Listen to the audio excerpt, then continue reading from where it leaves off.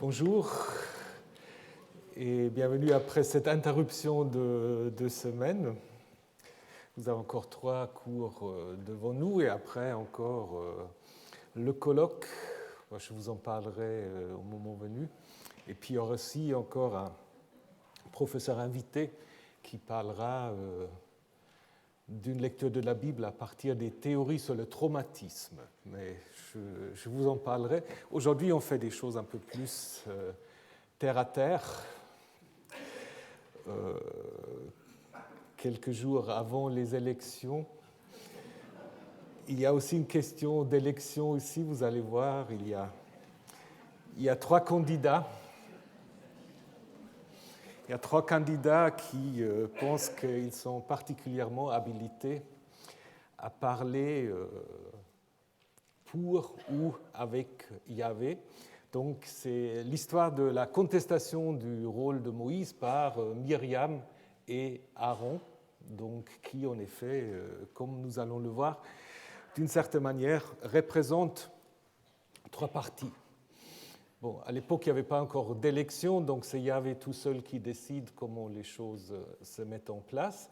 Et donc, ce texte nombre 12, en fait, suit l'histoire, je ne sais pas si vous vous souvenez, que nous avons vu il y a 3 semaines, l'histoire de la contestation de la manne et aussi de la contestation de Moïse par rapport à son rôle vis-à-vis de Yahvé. Donc, nombre 12, c'est également un récit de la mise en question du rôle de Moïse, et c'est également un récit qui traite, comme nombre 11, quoique de manière différente, de la place de la prophétie. C'est un récit également de contestation, mais la contestation, cette fois-ci, se fait par des membres de la famille de Moïse. Donc ce n'est pas le peuple contre Moïse, mais c'est son frère et sa sœur qui mettent en question son rôle. Alors tout d'un coup, en effet, on trouve Aaron et Myriam, qui par contre n'étaient pas mentionnés, qui étaient absents du récit précédent en nombre 11. En nombre 12, le texte que nous allons découvrir maintenant, Aaron, le prêtre, va, avec Myriam, contester le rôle de Moïse. Par contre, dans le récit suivant, que nous allons également regarder, l'histoire dite des espions, nombre 13-14, alors là, par contre, Aaron et Moïse vont être solidaires vis-à-vis du peuple. Donc, vous voyez, il y a beaucoup de changements que nous avons dans ces récits de contestation. Et une autre particularité peut-être de nombre 12, contrairement à nombre 11 et aussi contrairement à nombre 13-14, c'est un texte qui n'a pas de parallèle ailleurs dans le Pentateuque. Nous avons vu que pour l'histoire de la manne d'écailles, il y a évidemment des parallèles en Exode 16, pour la décharge de Moïse en Deutéronome et en Exode 18. Par contre, pour le récit ou les 2 récits, parce qu'il y a 2 de nouveau qui sont combinés de nombre 12, nous n'avons pas de parallèle. Alors, essayons de découvrir ce texte. Donc, je vous livre d'abord la traduction. Myriam parla, donc c'est au singulier, Myriam parla et Aaron contre Moïse à propos de la femme coushite qu'il avait prise. En effet, il avait pris une femme coushite. Ils dirent, est-ce seulement à ou par, on peut le traduire des 2 manières, est-ce seulement à Moïse ou par Moïse que Yahvé parle? Ne parle-t-il pas également à nous ou par nous? Et Yahvé écouta. Quant à l'homme Moïse, il était très humble, plus que tout humain sur la terre. C'est un peu étonnant. Soudain, Yahvé dit à Moïse, à Aaron et à Myriam, « Sortez vous 3 vers la tente de la rencontre. » et ils sortirent, eux trois. Yahvé descendit dans une colonne de nuée, il se tint à l'entrée de la tente et appela Aaron et Myriam, et ils sortirent tous deux. Il dit, alors là c'est un vers assez compliqué, « Écoutez donc mes paroles ». Alors on peut traduire « S'il y a un prophète parmi vous, de Yahvé, c'est dans une vision que je me fais connaître à lui et dans un songe que je lui parle ». Le texte massorétique est très compliqué. Si on veut traduire mot à mot l'hébreu, il faudrait traduire « Si votre prophète est Yahvé », ce qui ne fait pas beaucoup de sens. Ou alors il faut avoir un sens un peu postmoderne, mais a priori, je pense que ça ne fait pas beaucoup de sens. Donc il y a sans doute un accident dans la transmission du texte. Peut-être à l'origine, on avait Navi Bachem, un prophète parmi vous, et puis le B tombe, ça devient après Navichem, donc Naviachem, du coup votre prophète, ce qui évidemment ne fait pas de sens. Et donc du coup, on peut imaginer qu'à l'origine, c'est votre, un prophète de vous. Hein. Et puis Yahvé est peut-être aussi à un mauvais endroit, parce que vous avez « il dit », et on aurait pu imaginer « Yahvé dit ». Et ça, c'est une théorie, en effet, que Gray avait déjà émis avant les textes de Qumran.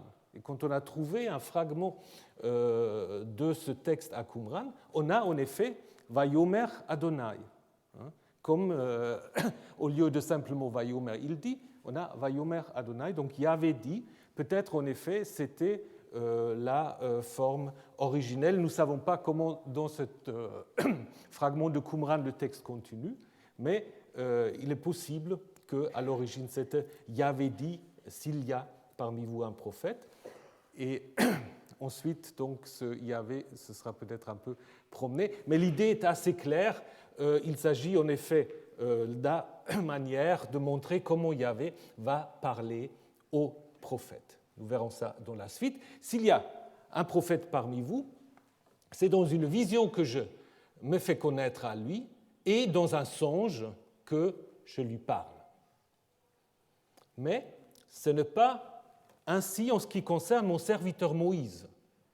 Sur toute ma maison, il est établi. Bouche à bouche, je lui parle, en plein vue, là aussi un petit problème dans le texte massorétique, mais le sens est assez clair, en plein vue et non en énigme. Et c'est la forme, c'est la forme de Yahvé qu'il contemple. Pourquoi n'avez-vous pas craint de parler contre mon serviteur Moïse ? Et la colère de Yahvé s'enflamma contre eux, et il s'en alla. La nuée s'était éloignée de la tente, et voici que Myriam était devenue lépreuse, comme de la neige. Aaron se tourna vers Myriam, elle était lépreuse. Aaron dit à Moïse, « Pardon, mon Seigneur, ne mets pas sur nous le péché que nous avons commis follement et par lequel nous avons péché. » Donc, vous voyez, il parle à Moïse presque comme il était Dieu. « Ne mets pas sur nous le péché », ça c'est quelque chose qu'on dit normalement à Dieu, et il l'appelle Seigneur. « Qu'elle ne soit pas comme le mort-né dont la moitié de la chair est rongée, lorsqu'il sort du ventre de sa mère. » Moïse cria vers Yahvé, Dieu, ici avec El, guéris-la donc. Yahvé dit à Moïse, si son père lui crachait à la figure, ne serait-elle pas dans la honte pendant 7 jours ? Qu'elle soit donc exclue du camp pendant 7 jours, et ensuite elle sera réintégrée. Myriam fut exclue à l'extérieur du camp pendant 7 jours et le peuple ne partit pas jusqu'à ce que Myriam fût admise à nouveau. Après, le peuple décampa de Hatzeroth et ils campèrent dans le désert de Paran. Voilà, donc est-ce que c'est un récit ou deux récits? Nous allons le voir, c'est plutôt une combinaison, mais d'abord, la délimitation du texte est assez claire. Myriam, qui n'était pas mentionnée dans le récit précédent, apparaît pour la première fois au verset 1 et pour la dernière fois au verset 15. Donc, je pense qu'on peut délimiter en effet le récit ainsi, 1 à 15, mais il ne s'agit pas d'un récit indépendant, parce que le récit s'ouvre avec un narratif, Vatedaber, elle parla. Il n'y a pas vraiment d'introduction à une situation. Donc, ça veut dire que, apparemment, le verset 1 veut inscrire le récit à la suite de la narration précédente. Le récit est encadré par deux notices d'itinéraire. Donc, si vous vous souvenez, à la fin du chapitre 11, on avait dit le peuple décampa des tombeaux de la convoitise de Kivrot Hatzaava pour Hatzeroth, et ils se trouvèrent à Hatzeroth. Et à la fin du chapitre 12, après, le peuple décampa de Hatzeroth et ils campèrent dans le désert de Paran. Avec le désert de Paran, on a un petit problème, parce que, en fait, le peuple était déjà dans le désert de Paran à la fin du chapitre 10. À la fin du chapitre 10, les fils d'Israël partirent du désert du Sinaï et la nuée qui les accompagne s'arrêta dans le désert de Paran.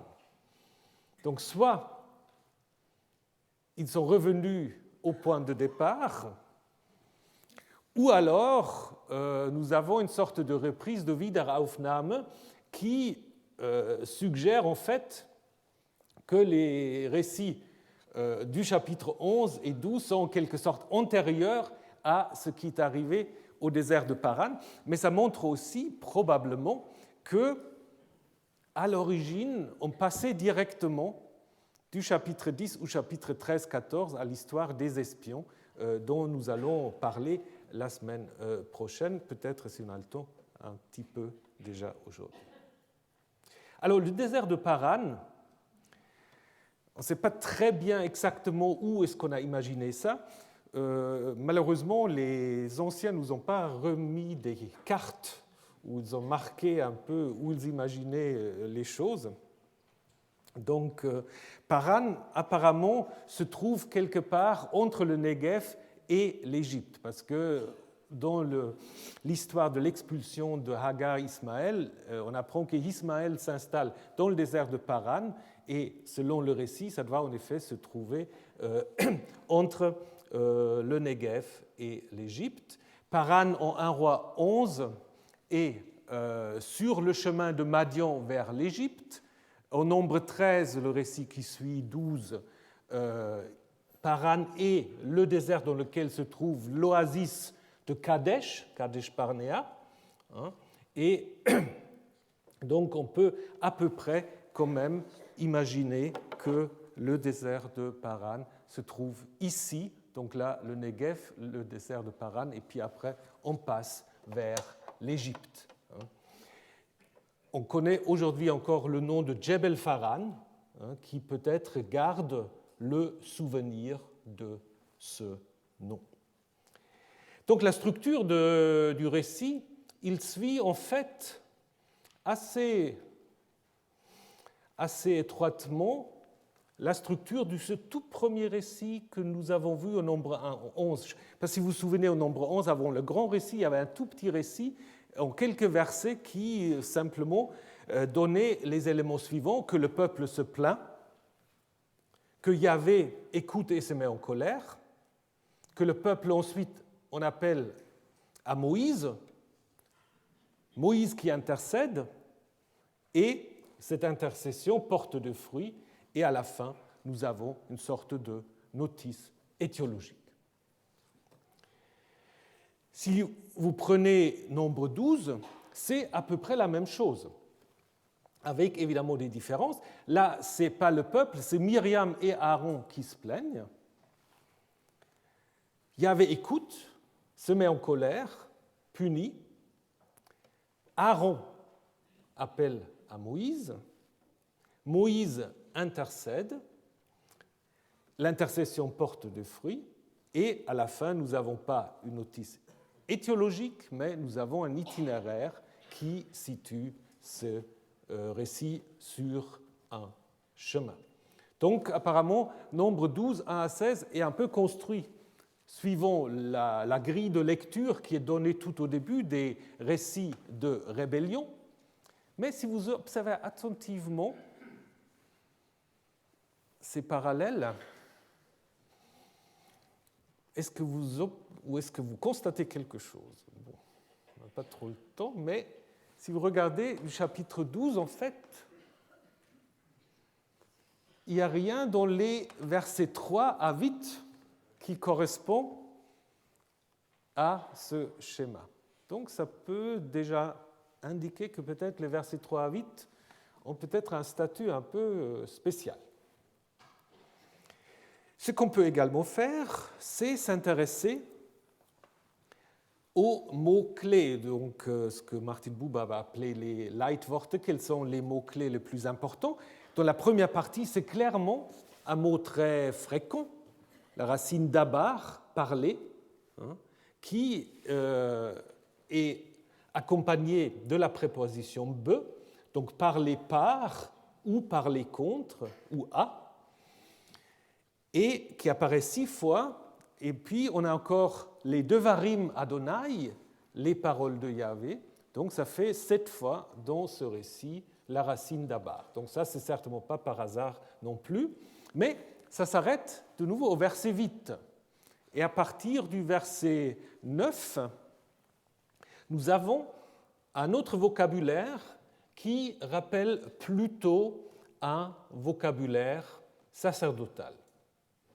Un vocabulaire sacerdotal comme le lèpre, le péché, mettre en quarantaine ou exclure du camp. Donc là, on est dans un tout autre vocabulaire.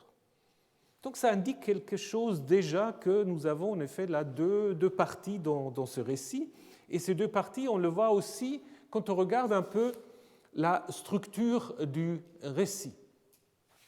En fait, nous avons en effet au verset 1 une critique dont l'auteur principal est bien Myriam, parce qu'il est dit Myriam parla et Aaron, peut-être quelqu'un a rajouté après et Aaron, peut-être c'était Myriam qui parle contre la femme couchite. Pourquoi elle parle contre la femme couchite? On verra. Et en fait, pour cela, elle est ensuite elle seule sanctionnée, parce qu'Aaron n'est pas sanctionné, elle est elle seule sanctionnée et elle devient blanche comme la neige. Elle a une infection, ce n'est pas la lèpre qu'on la connaît aujourd'hui, mais elle a un problème de peau. Elle devient donc impure et c'est Aaron qui doit intercéder pour elle auprès de Moïse. Donc là, à la limite, on pourra passer directement du verset 1 au verset 9 et suivante. Et puis, à l'intérieur de ce récit-là, on a un autre récit qui est celle de la question vers ou à qui Yahvé parle, prophète, prêtre et Moïse. Et donc là, c'est en fait un récit qui distingue Moïse des prophètes et des prêtres. Donc ça veut dire en fait que nous avons probablement là deux thèmes et deux traditions combinées. Le thème de la supériorité de Moïse face aux prophètes et la sanction de Myriam qui avait critiqué Moïse parce qu'il avait épousé une femme couchite. Donc, on constate en effet qu'au verset 1, comme je vous ai dit, c'est Myriam qui parle. Donc, Aaron est il fait un peu une sorte de figuration. Il n'est pas vraiment partie prenante de ce premier récit, alors que dans le deuxième récit, au verset 2, il, au pluriel, donc les deux, Aaron et Myriam parlent. On a déjà observé qu'il y a un changement de vocabulaire à partir du verset 9.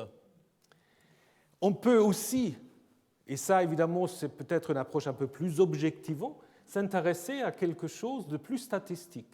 C'est-à-dire vous pouvez prendre simplement les propositions hébraïques, évidemment il ne faut pas travailler sur la traduction française, vous prenez les propositions hébraïques où vous regardez combien de mots a chaque proposition. Et ça c'est assez intéressant parce que du coup on voit que dans les versets 1 et 10 et 15, les mots sont beaucoup plus fréquents dans une proposition, on a 5 et quelques pourcents de mots dans une phrase, alors que dans l'autre récit, c'est plus court, on arrive à 3,73 ou 3,6 selon oui ou non on compte le verset 6. Donc là, en effet, c'est un système pour montrer en fait que l'auteur peut-être, s'il y a deux auteurs, hein, l'auteur de l'histoire de Myriam qui conteste la femme de Moïse, utilise des phrases plus longues. C'est lui qui parle de la contestation du statut spécial de Moïse, utilise des phrases plus courtes. Donc là, c'est quelque chose qui est un peu objectivable et qui peut en effet s'ajouter à d'autres observations diachroniques. Donc, il me semble assez clair que nous avons affaire en fait à deux versions, deux strates différents. La critique de mariage par Myriam qui commence au 1 et est repris dans la suite, 10 à 15, et puis le deuxième récit où Yahvé, par un long discours, explique le statut privilégié de Moïse par rapport au prophète. Après, le verset 3, c'est un peu curieux. C'est peut-être presque un ajout parce qu'il ne fait pas tellement de sens à l'intérieur, on va le voir. Il faut voir aussi pourquoi on insiste tellement sur l'humilité de Moïse. Donc on pourrait dire qu'on a un récit A, 1, 10 à 15, un récit B, 2 à 9, sans le verset 3, qui peut être un ajout. Du coup, lequel est le premier ? Est-ce que c'est la contestation du mariage par Myriam ou est-ce que c'est la contestation du rôle unique de Moïse par Myriam et Aaron ? On n'a pas le temps de faire des sondages, mais ce serait intéressant. Qu'est-ce que vous direz ? Lequel est le plus ancien des deux ? Pardon ? La contestation de Moïse. Alors, pourquoi ? Traditionnellement, on a toujours dit que c'est le récit A, la femme couchite, qui sera le plus ancien parce que il y a une introduction, on peut le reconstruire très bien, alors que le B semble plutôt être inséré dans le A.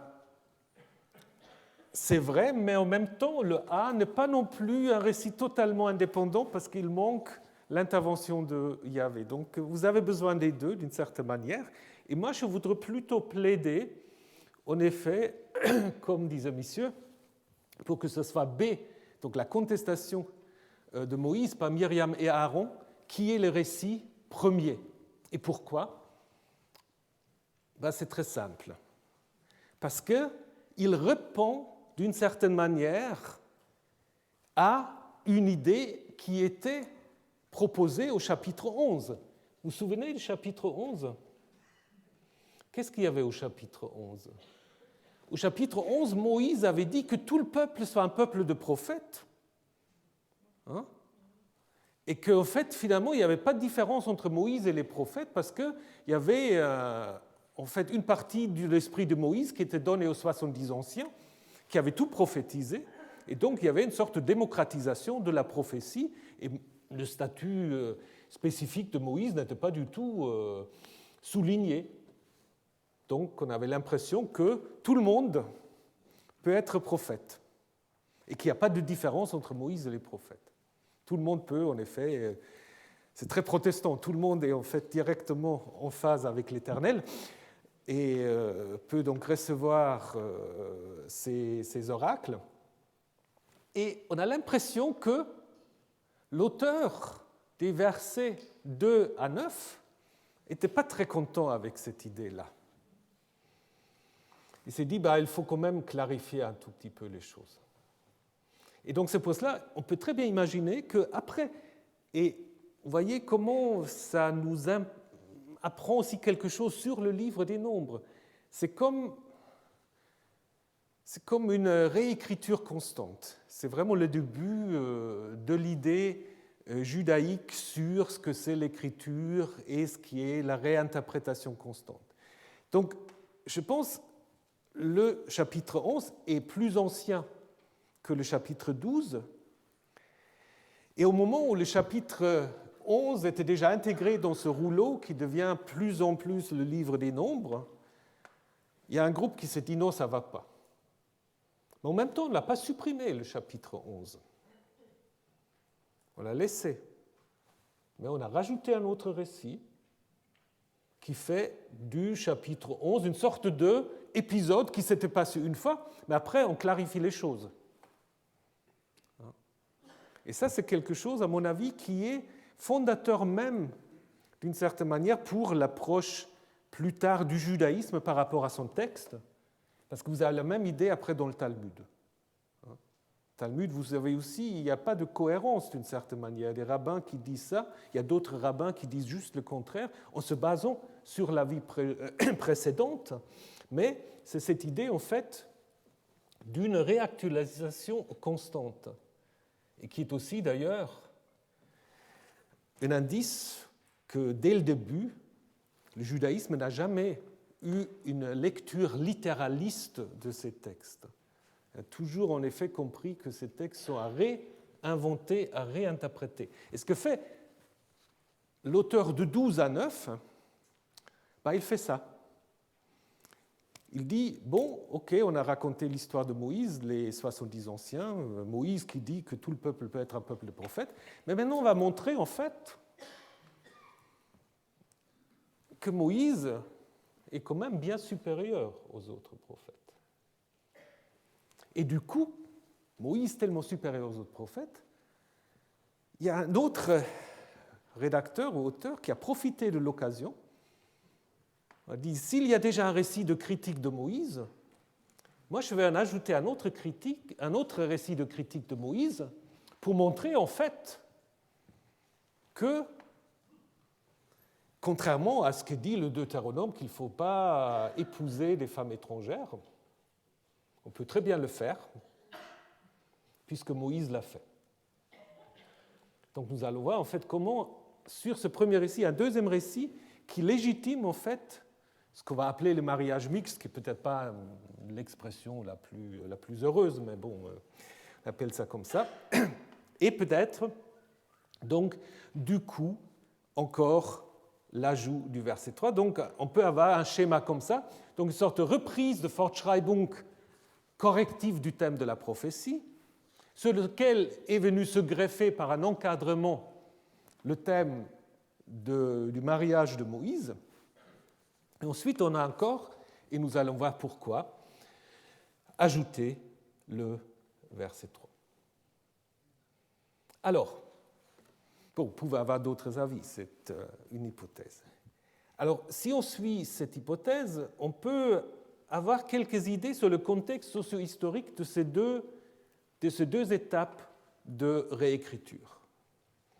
Si on regarde d'abord le contexte de la contestation de Moïse par Myriam et Aaron, on pourrait dire que ça pose en effet la question de la médiation de la parole de Yahvé par les prophètes, Myriam, et par Aaron, représentant sans doute le pouvoir sacerdotal. Ce que nous observons en fait, que les prophètes en soi ne sont pas disqualifié d'emblée, mais Moïse est en effet distingué des prophètes, puisqu'avec lui, Yahvé communique bouche à bouche. PLP. Donc c'est un peu comme le face-à-face que nous avons tout à la fin dans le Deutéronome. Vous vous souvenez, à la fin du Deutéronome, au chapitre 34, il y a cette épitaphe sur Moïse. Il n'y a jamais eu un prophète comme Moïse que le Seigneur a connu face à face. Et ici, ça va presque un peu plus loin encore que nous allons voir. Comme nous allons le voir, nous avons clairement une affirmation d'une sorte de qualité incomparable de Moïse Et cela, en effet, peut s'expliquer au moment où on essaye de compiler la Torah, le Pentateuque.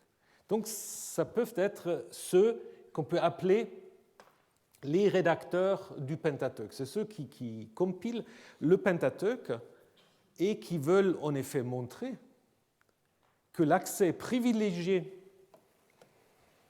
à la parole ou à la volonté divine, c'est Moïse, c'est-à-dire c'est la loi, d'une certaine manière.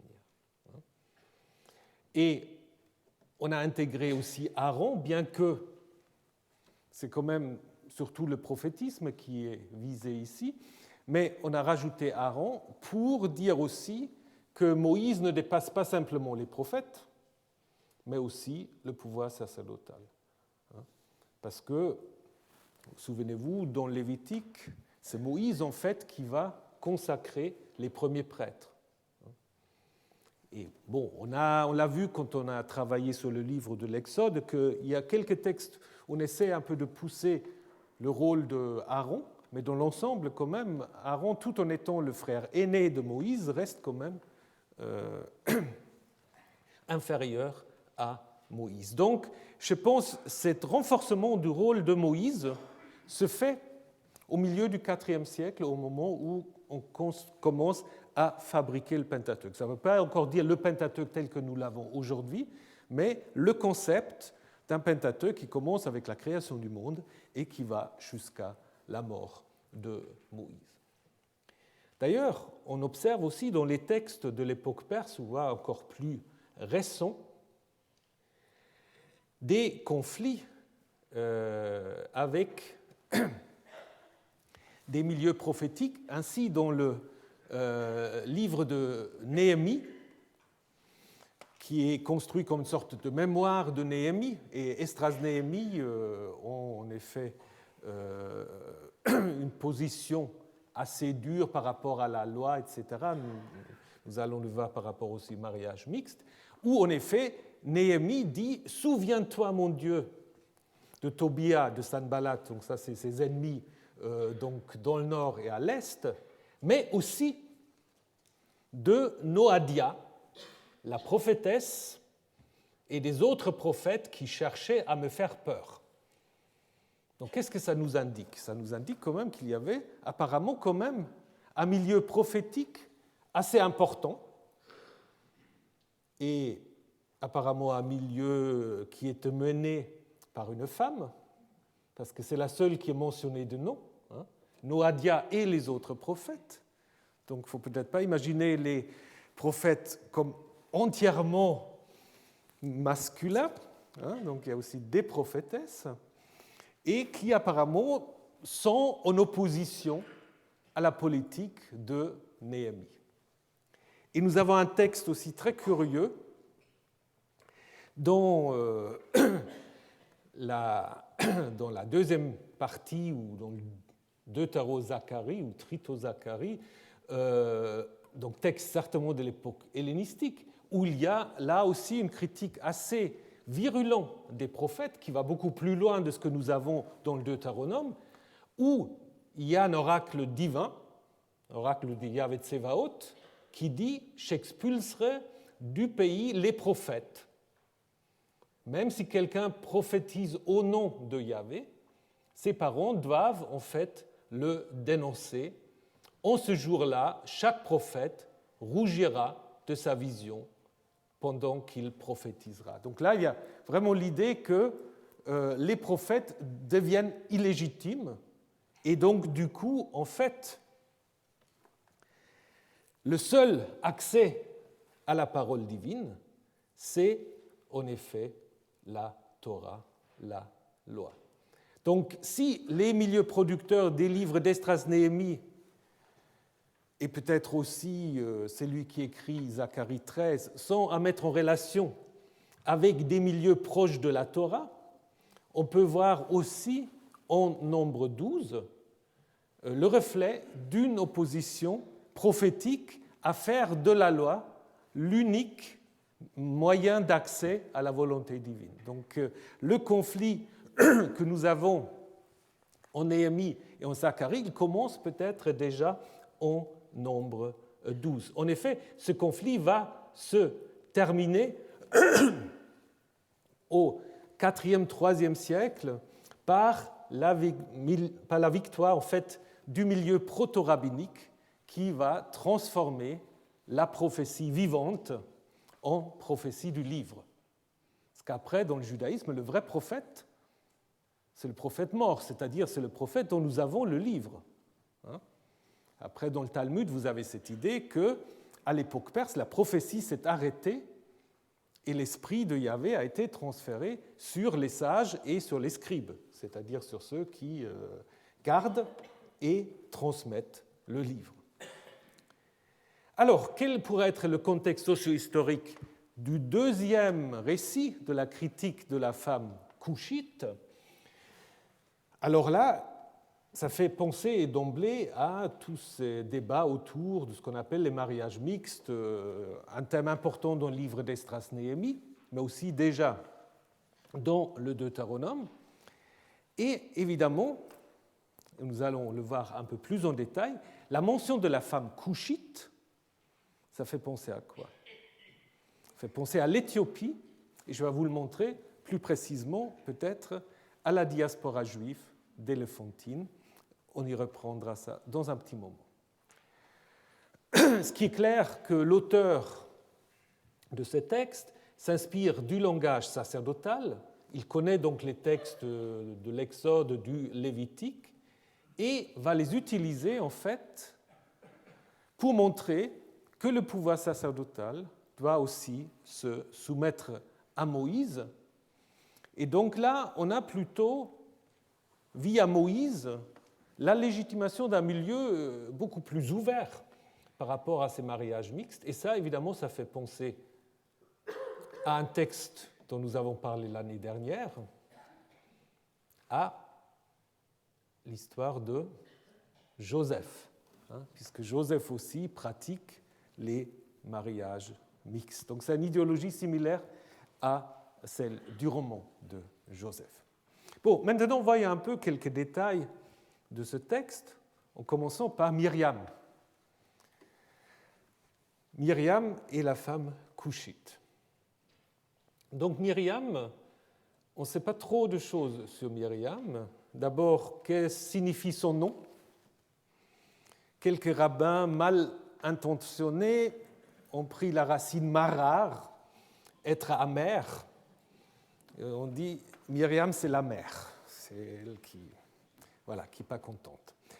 Ce qui n'est probablement pas très logique. Autre possibilité, une racine mara avec aleph, être gras. Donc ce sera la grâce ou la grassouillette. Bon, c'est possible, parce que les idées esthétiques ne sont pas forcément les mêmes aujourd'hui et à l'époque. D'ailleurs, ne sont pas les mêmes partout dans le monde. Par contre, c'est une racine peu attestée, ce qui est plus intéressant que probablement, nous avons de nouveau, comme pour Moïse, nous avons peut-être en effet là aussi un nom égyptien. Moïse, nous l'avons vu, c'est clairement un nom égyptien. Aaron, probablement aussi. Et Myriam, ce n'est pas impossible. Donc c'est un bon sujet de thèse pourquoi Moïse, Aaron et Myriam portent tous les trois des noms égyptiens. Puisqu'il existe un mot égyptien très fréquent, Méri, bien-aimé de. Et après, on rajoute le nom d'un dieu, par exemple, comme mérite Ré ou Ra, bien-aimé de Ré. Les prêtres aussi peuvent être appelés Méri Néfer, donc bien-aimé de la divinité. Donc Myriam pourrait être la bien-aimée de. Alors le M, soit que c'est un résidu du dieu Amon, bien-aimé de Amon, où le M est simplement une terminaison, et du coup manque en fait l'élément théophore. Et à ce moment-là, on aura exactement la même situation que pour Moïse, parce que, si vous vous souvenez, pour Moïse aussi, le nom théophore manque, donc Ramsès, mais seulement Moïsès. Donc là, en effet, on aura quelque chose de comparable. Donc on voulait donner probablement à cette triade Moïse, Aaron et Myriam des noms égyptiens. Qu'est-ce qu'on peut dire encore sur Myriam? Elle apparaît dans la Bible 7 fois. 7 fois seulement. D'abord, la première fois nommément en Exode 15, au moment où, en effet, le peuple a traversé la mer et Moïse d'abord chante un long psaume et après on dit Myriam, la prophétesse, avec les femmes, entonna ce petit cantique où, en effet, elle célèbre Yahvé qui a jeté dans la mer Pharaon et ses armes. Alors on peut dire, mais Myriam, elle était déjà là au moment de la naissance de Moïse. Oui et non, parce qu'il est bien question d'une sœur qui va surveiller ce qui se passe, mais cette sœur ne porte pas de nom. Alors est-ce Myriam ou est-ce une autre tradition? Difficile de savoir, le nom n'est pas mentionné, mais si vous voulez le rajouter au dossier, on peut, simplement en sachant que le nom Myriam n'apparaît pas. Après, elle apparaît dans des généalogies, en effet, comme étant la sœur de Aaron et Moïse. Donc Amram et Jochebed, qui sont les parents. On trouve ça dans le livre des Nombres au chapitre 26 et aussi dans les chroniques où il est cité en tant que fils, le fils de Amram, Aaron, Moïse et Myriam. Bon, fils peut-être dans un sens un peu englobant. Et puis la triade apparaît encore en Michée 6, chez je te fais sortir d'Égypte, je te délivrerai de la maison d'esclavage, et j'ai envoyé devant toi Moïse, Aaron et Myriam. Donc une sorte de guide, une triade de guides. Et puis on arrive au chapitre 12 du livre des Nombres. C'est le seul récit en fait sur Myriam que nous avons. Après, nous avons ces textes du Deutéronome où il est question de faire attention aux maladies de type de lèpre. Disons, souviens-toi ce qui est arrivé à Myriam. Alors là, c'est intéressant aussi, est-ce que c'est un texte qui résume Nombre 12 ou, pour aussi réfléchir dans l'autre sens, est-ce que c'est cette courte notice-là qui a inspiré l'auteur d'expliquer de manière narrative le lien entre Myriam et la lèpre? Peut-être il y avait un souvenir de cette prophétesse qui avait la lèpre, et puis après on a utilisé cela au Nombre 12. Donc difficile de savoir. Et dernière mention de Myriam, c'est au chapitre 20 des Nombres, où en effet on raconte la mort de Myriam à Kadesh, où le peuple en fait va déjà arriver au chapitre 13, qui viendra après ce récit. C'est là que mourut Myriam et qu'elle fut enterrée.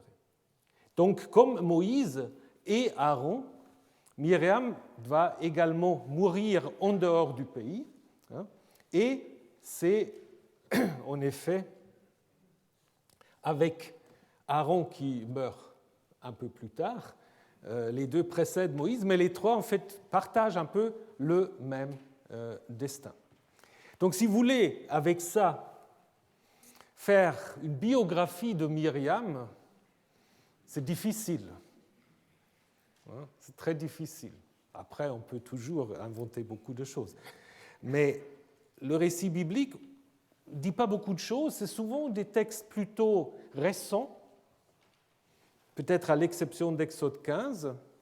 Mais en même temps, est-ce qu'on aura inventé une Myriam simplement à la fin? C'est difficile de savoir. Il me semble quand même que derrière cette figure peut se cacher une tradition plus ancienne sur une prophétesse en lien avec Moïse. Et si son nom est en effet, comme nous l'avons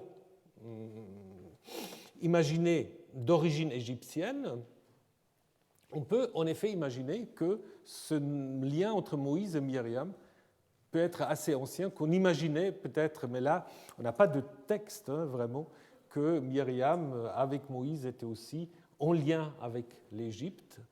Il faut aussi nous dire que malheureusement, il y avait certainement des récits qui circulaient, mais que les auteurs, les rédacteurs n'ont pas forcément tous intégrés. Il ne faut pas imaginer que ce que nous avons dans le Pentateuque étaient les seuls récits qui circulaient. Je vais vous donner après un petit exemple. Il y avait certainement beaucoup plus de choses. Et tout ce qui concerne les femmes, on n'a peut-être pas trop, insisté sur ces traditions-là.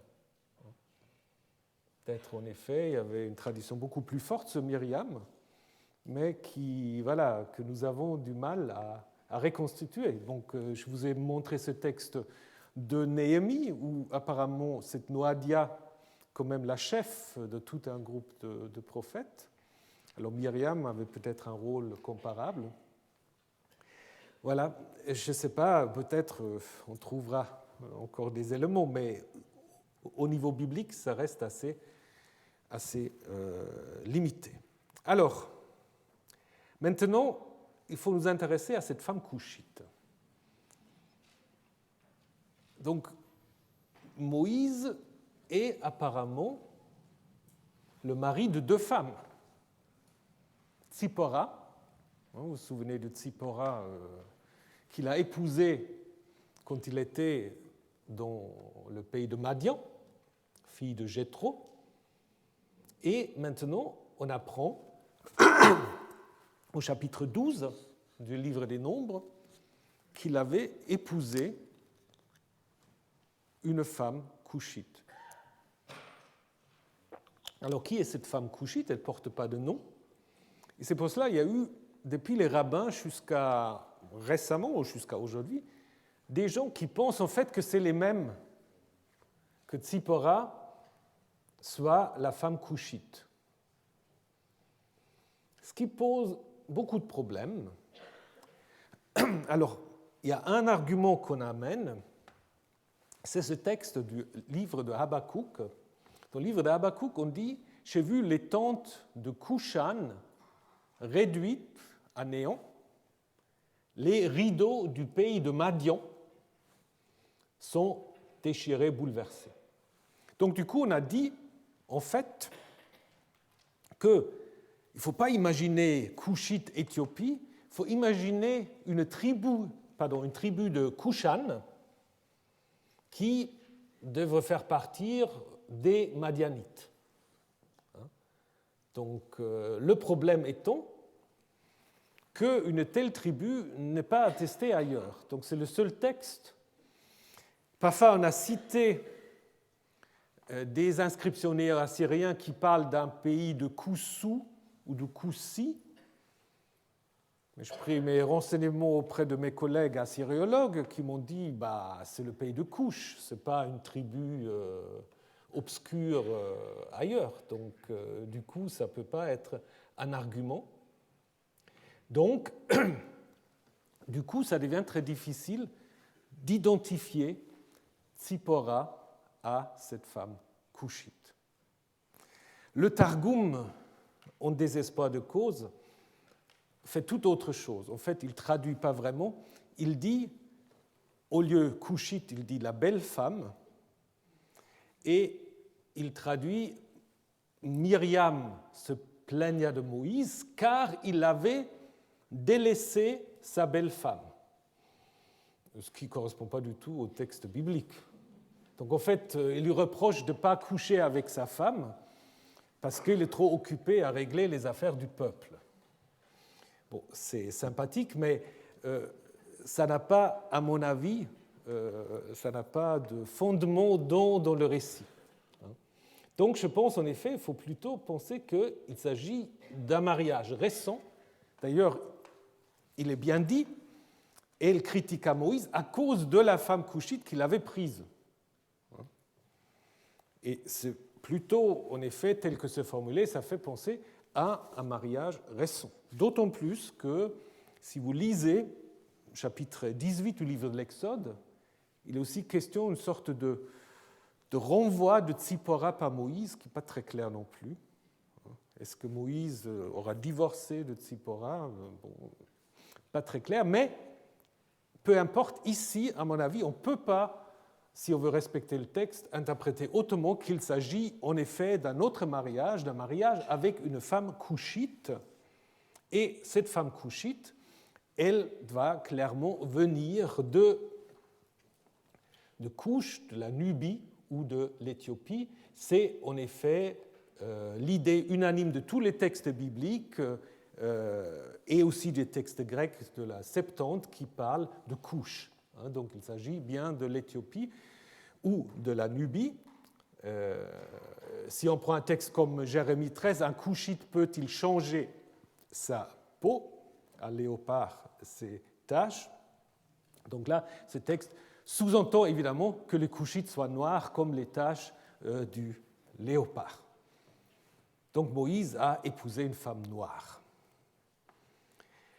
C'est donc un mariage mixte, un mariage récent. Et qu'est-ce qu'il se trouve derrière? Si vous regardez la carte, je pense qu'il n'y a qu'une seule explication. Le contexte, c'est la communauté judéenne installée dans l'île d'Éléphantine, qui est justement en face du pays de Couche. Et donc il est tout à fait normal d'imaginer que ces gens-là, évidemment, prenaient des femmes qui n'étaient pas trop éloignées de là où ils se trouvaient. D'ailleurs, ce texte de Sophonie fait sans doute aussi allusion à cette diaspora d'Éléphantine. Donc, je pense que derrière ce texte, il y a une allusion au fait que ces Judéens, les habitants d'Éléphantine, s'étaient mariés avec des Couchites. Et c'est légitime d'une certaine manière ici par Moïse lui-même, dont on raconte qu'il avait épousé une femme couchite. Et pourquoi on raconte ça? Si vous prenez que le récit biblique, il n'y a aucune explication. Où est-ce qu'il a rencontré? Pour Tzipora, on nous raconte, il est à côté du puits, elle arrive, etc. Donc on a une magnifique histoire de rencontre. Et pour la femme couchite, on n'a pas grand-chose. Par contre, si on regarde à l'extérieur de la Bible, on a toute une tradition sur Moïse et la princesse couchite. Il faut regarder notamment chez Flavius Joseph, qui raconte, comme d'ailleurs un dénommé Artapan dont nous ne savons pas grand-chose, probablement un auteur juif de la fin de l'époque perse ou début de l'époque hellénistique, qui nous est transmis que par des sources plus récentes, que Moïse, en fait, lorsqu'il était en Égypte, menait des guerres pour Pharaon et faisait donc des campagnes contre les Couchites. Mais après, quand il arriva dans le pays de Couche, comme c'est un homme magnifique, il apprenait aux Couchites toute la civilisation, toute la culture, et surtout trouvait une magnifique princesse avec laquelle il se mariait, et il devenait même prince de Couche, d'une certaine manière. Ça, c'est une histoire qu'on trouve chez Flavius Joseph. Artapan raconte les campagnes de Moïse, mais omet l'histoire de mariage, mais ce n'est peut-être pas Artapan, c'est probablement plutôt le chrétien Alexandre Polyhistor qui reprend Artapan, mais qui le censure probablement aussi. Donc, je pense que derrière Nombre 12, c'est un de ces textes où nous voyons qu'on racontait d'autres choses encore sur Moïse que les rédacteurs bibliques ne voulaient pas trop intégrer. Seule concession qu'ils faisaient, c'est le verset 1 du chapitre 12 du livre des Nombres.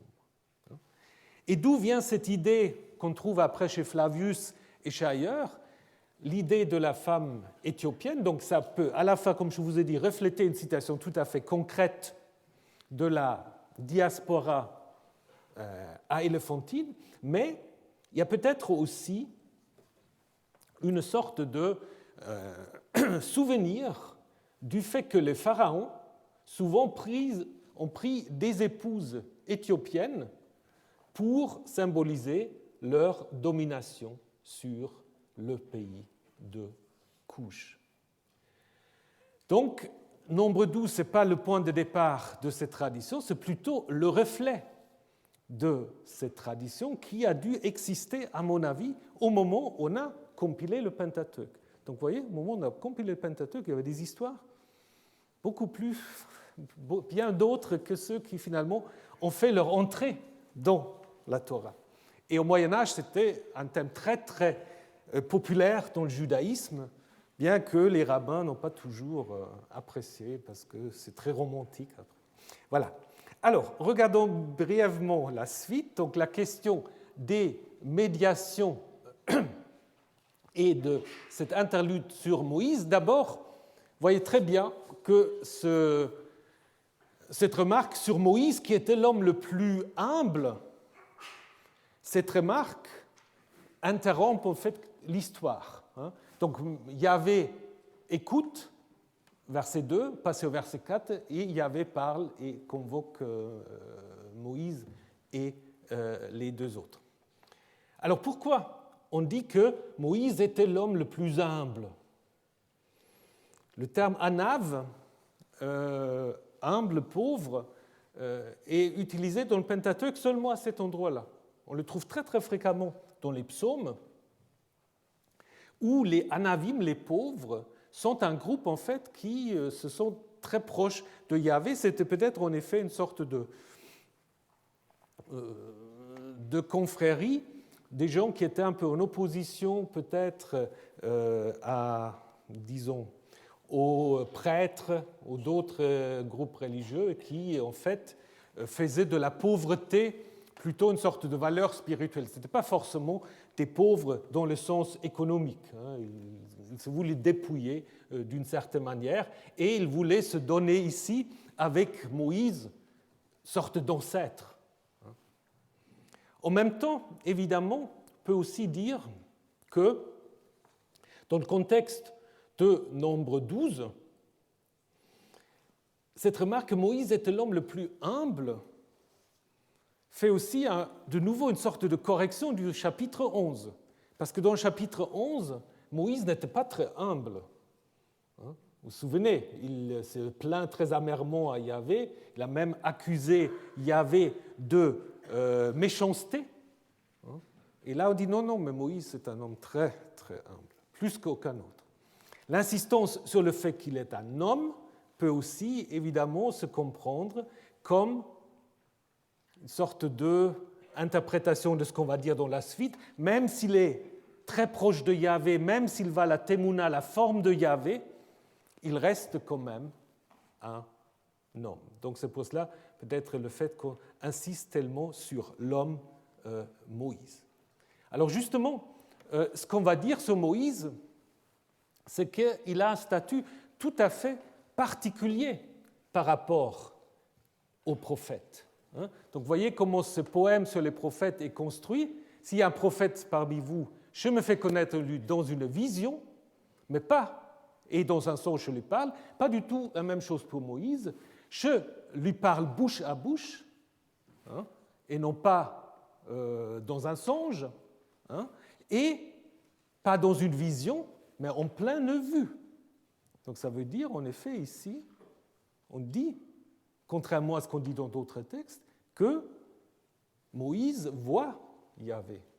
Il voit la Témouna, la forme de Yahvé. Et ça, évidemment, c'est contre la vision deutéronomiste, parce que dans le Deutéronome, Moïse est en effet le premier des prophètes, mais il n'est pas vraiment distingué si vous prenez le chapitre 18. Par contre, ici, il y a une claire distinction. Les prophètes, c'est par vision, par songe, donc des choses qu'il faut interpréter, qui sont jamais claires, alors que Moïse, c'est bouche à bouche. Et il va la Témouna de Yahvé. Alors là aussi, la Témouna est difficile vraiment à traduire, c'est la forme, la figure, un mot pas très courant. c'est évidemment aussi, d'une certaine manière, une réécriture de Deutéronome 4, parce qu'en Deutéronome 4, Moïse dit « Lorsque vous étiez vous-même à l'Horeb, vous n'avez vu aucune forme, aucune témouna, le jour où Yahvé vous a parlé. Vous avez entendu juste une voix, vous n'avez pas vu de forme. » Et Moïse, par contre, il voit la forme.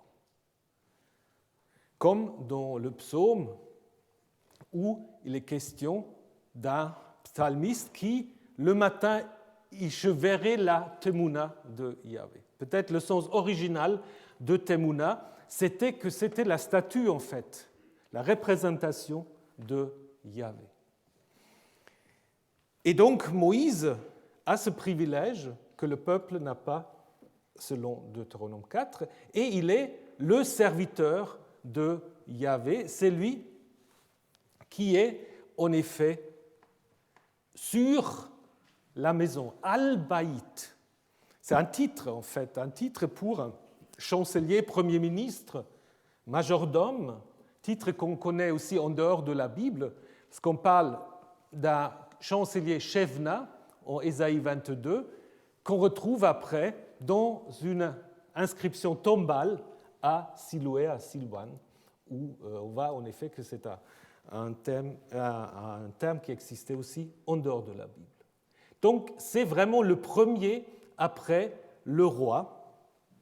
Et donc vous pouvez aussi le comparer ici avec ce relief de Darius à Persépolis, où vous avez le roi et le prince héritier, qui est l'égal du roi, et devant eux se tient en effet le premier, le chancelier, ou encore à cette stèle-là, c'est lui qui le couronne, c'est lui qui en fait s'occupe de toutes les affaires. Donc Moïse est vraiment le chancelier de Yahvé, d'une certaine manière.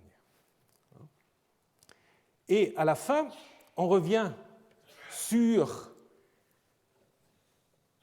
Myriam qui avait critiqué la femme de Moïse et qui donc est elle-même maintenant dans un état d'impureté. Donc probablement l'idée c'est que Moïse a épousé une femme impure, elle-même fait maintenant l'expression de l'impureté, ou comme les rabbins ont dit, Moïse a épousé une femme noire, et maintenant Myriam, elle devient blanche comme la neige. Donc c'est un peu cette idée de punition à l'opposé. C'est peut-être pas totalement faux cette observation. Hein. Donc les maladies, évidemment, pouvaient être comprises dans le Proche-Orient comme étant des signes de punition divine. Malheureusement, une idée qu'on trouve jusqu'à aujourd'hui. Donc là aussi, on a le roi Azarias qui, justement, est aussi affecté de ce type de maladie à cause de son culte syncrétiste, ou on peut même l'utiliser comme une sorte de malédiction qu'il ne cesse pas y avoir dans la maison d'un tel des gens atteints d'écoulement ou de lèpre. Et ce qui est très intéressant maintenant, si on regarde la suite, c'est que ce que fait Aaron, c'est vraiment le constat que fait le prêtre. Donc on se tourne, on observe et on constate telle personne a la lèpre. Donc le parallèle le plus proche, c'est dans le livre des Chroniques. Donc vous voyez, on est vraiment déjà dans la littérature tardive. Mais ce qui change, ce qui est très intéressant, c'est qu'une fois le prêtre a décidé, a constaté, a fait l'analyse, parce que le prêtre, c'est aussi le médecin d'une certaine manière, une fois que le prêtre a constaté, qu'est-ce qu'il fait? C'est lui qui, normalement, décide de la marche à suivre dans le Lévitique. Le prêtre observe, il dit c'est ça, et voilà ce qu'il faut faire. Ici, il fait quoi? Il doit s'adresser à Moïse. Il peut constater qu'elle a la lèpre, mais maintenant il s'arrête et il passe la chose à Moïse en l'appelant même « mon Seigneur ». Ne nous traite pas selon nos péchés, comme si Moïse est vraiment Dieu d'une certaine manière, donc représentant au moins de Dieu. Donc Aaron s'inclut dans le péché, Myriam comparée à un mort-né, un avorton selon la Septante, puisque comme le lépreux, lié en fait à l'impureté. Et Moïse, en fait, est appelé par Aaron dans son rôle d'intercesseur. L'intercession de Moïse est assez bref, un peu curieux. En plus, il utilise le terme « El ». Il ne dit pas « Adonai hein, », il dit « El ».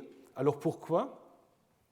D'abord peut-être parce que ça fait une belle allitération, « El na refanala », donc « El » donc guérit, donc « Elle hein, ». C'est peut-être pour cela, mais probablement aussi parce que la divinité El porte à Ugarit souvent le titre de El Rapiou, El Rophé, le El guérisseur, hein, quelque chose qui est repris ici sur le compte de Yahvé, et c'est aussi en lien avec quelques textes. Donc on osait, ils n'ont pas vu que je les guérissais, dit Dieu, ou encore en Exode 15, donc je ne t'infligerai aucune des maladies de l'Égypte, car c'est moi qui te guéris. Un titre qui perdure jusqu'à l'époque hellénistique. Pensez au nom de Raphaël. Hein. Rapha, guérir, El. Donc de El Rophé de Ugarit jusqu'à Raphaël, il y a une longue durée, une grande continuité. Donc, ce qui est important dans cette deuxième partie, c'est que, de nouveau, le prêtre tout seul ne peut rien faire. C'est via Moïse, en fait, que la situation est réglée. Elle est d'abord exclue avec cette explication un peu curieuse. Si son père lui avait craché au visage, le seul texte que nous avons qui correspond un peu à cette coutume, ce n'est pas le père, c'est en fait dans le contexte du lévirat, au moment où quelqu'un ne veut se plier à ce lévirat, il est dit sa belle-sœur s'avancera vers lui, elle lui retirera la sandale, donc ça vous connaissez peut-être du livre de Ruth, et elle crachera au visage, puis elle prend la parole et dit voilà ce qu'on fait à l'homme qui ne reconstruit pas la maison de son frère, c'est-à-dire qui n'accepte pas la loi du lévirat. Donc Myriam ici est en effet sanctionnée pour s'être opposée au mariage. Donc les deux sont liés au mariage en fait. Hein. Myriam est sanctionnée parce qu'il s'est opposé au mariage de Moïse, de la même manière qu'est sanctionné celui qui n'accomplit pas le lévirat dans le Deutéronome. Donc Myriam qui, elle, avait au début de l'histoire une attitude d'exclusion, qu'est-ce qu'il veut faire avec cette femme couchite, et elle-même maintenant dans une situation où elle sera elle aussi exclue, mais seulement 7 jours. Puisque si vous prenez le Lévitique, il y a 2 périodes de 7. Le prêtre d'abord isole pendant 7 jours, après il va, si ce n'est pas trop grave, une deuxième fois 7 jours et après c'est bon.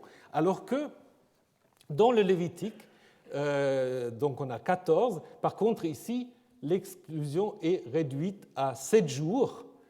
Est-ce une concession à cause de l'intercession de Moïse ou est-ce qu'elle est de fait déjà guérie et les 7 jours correspondent en fait à la deuxième période de sa purification?